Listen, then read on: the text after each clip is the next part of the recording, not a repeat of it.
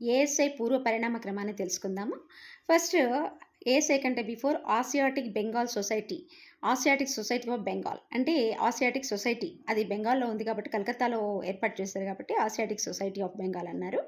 అది 1784 15థ్ జనవరిన sir William Jones అనే అతను బ్రిటిష్ ఇండాలజిస్ట్ అతని క్యూరియాసిటీ ప్రకారము అతను పర్షియన్ ఇన్‌స్క్రిప్షన్స్ అవన్నీ గూడా చూడ్డానికని జెప్పేసి అవన్నీ పరిశీలించడానికని జెప్పేసేసి అతను దాన్ని స్టార్ట్ చేశారనమాట. సో, ఇది మనకి ఇండాలజిస్ట్ అంటే కామన్‌గానే బ్రిటిష్‌లో చాలా పురాతత్వ వేత్తలు చాలా ఎక్కువనమాట. వాళ్ళకి ఆ సబ్జెక్ట్ మీద ఇంట్రెస్ట్ ఎక్కువ. సో, పర్షియన్ టెక్స్ట్ కోసం ఫస్ట్ చేశారు. ఎందుకంటే బెంగాల్‌లో నవాబులు పరిపాలించారనే విషయం అందరికీ తెలిసిందే కదండీ! సో, తర్వాత చార్లెస్ విల్కిన్సన్ అనే అతను అతను భగవద్గీతని ఇంగ్లీష్‌లోకి 1785లో అతను ఒక ట్రాన్స్‌లేటర్ అనమాట. 1785లో ఇంగ్లీష్‌లోకి ట్రాన్స్‌లేట్ చేశారు.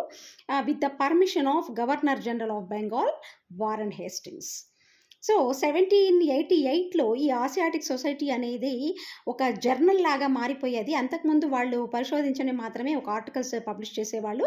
ఇది మంత్లీ మ్యాగజైన్ లాగా మారిపోయిందనమాట. సో, తర్వాత మనకు ది మాస్క్యూస్ ఆఫ్ వెల్లస్లీ 1800లో ఫ్రాన్సిస్ బషనన్ అనే అతను సర్వేయర్ అనమాట అతను. అతను మైసూర్ అంటే ఇంతకుముందు నార్త్ ఇండియాలోనే చేసేవాళ్ళు. ఇప్పుడు సౌత్ ఇండియాకి గూడా వచ్చేసి ఫస్ట్ మైసూర్‌లో స్టార్ట్ చేశారు. సో, తర్వాత మైసూర్‌లో ఎప్పుడు స్టార్ట్ చేశారు అనంటే 1800లో మైసూర్‌లో స్టార్ట్ చేశారు.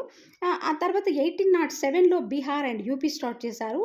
బెంగాల్ వచ్చేసేసి బెంగాల్ రెగ్యులేషన్ ఇదొచ్చేసేసి 1810లో స్టార్ట్ అయింది. ఇవన్నీ కూడా 1814లో ఈ పరిష్కరించినన్ని ఆసియాటిక్ సొసైటీ తరపున చేసినయన్నీ గూడా వాటిని 1814లో బెంగాల్‌లో మ్యూజియంలో ప్లేస్ చేశారు. తర్వాత బాంబేలో గూడా మళ్ళీ వీళ్ళు ఇంకా మిగతా ప్రాంతాలకు కూడా విస్తరించి మద్రాసులో 1818లోను, బాంబేలో 1804లోను చేశారు. తర్వాత వీటన్నిటికి ఇంకా కనుక్కోవడానికి కారణమైంది ఇది ఆర్కియాలజీ విస్తరించడానికి కారణం ఏంటంటే బ్రాహ్మీ స్క్రిప్ట్ అంతకుముందు ఎవరు చదవలేదు, పరిష్కరించలేదు. దాన్ని జేమ్స్ ప్రిన్సెప్ 1837లో దాన్ని మొట్టమొదటిసారిగా దాని గురించి కనుక్కొని దాన్ని పరిష్కరించారు, చదివారనమాట. సో, అప్పటినుంచి ఇండియన్ ఆర్కియాలజీలో ఎవల్యూషన్ స్టార్ట్ అయింది. Thank you.